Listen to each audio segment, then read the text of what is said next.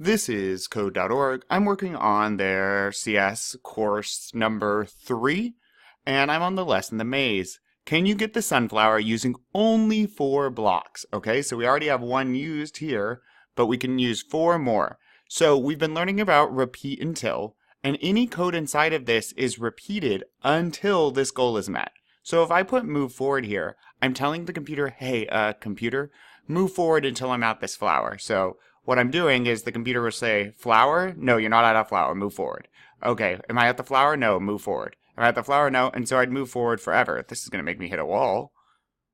But, so, maybe let's try, oh, it looks like I'm facing a wall, which is probably a hint in some way. Let me try turning right. So now I should turn right and move forward 1, hit the bottom of this, check if I'm at that flower yet. I wouldn't be. Turn right and move forward again. I don't think this is correct yet, but it's great to test code. Oh, whoops, I definitely went left. Let's try that. And now I should turn left, because it's going to keep going around and around. But I didn't go far enough. What if we add 1 more move forward here?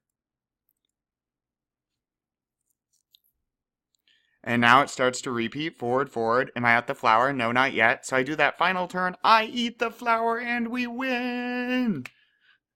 Repeat blocks and repeat until are really powerful. In coding, it would be a do loop or a do while loop. A while loop. It is a while loop or while loop. And we'll get to more familiar with them as we go. Let's keep going.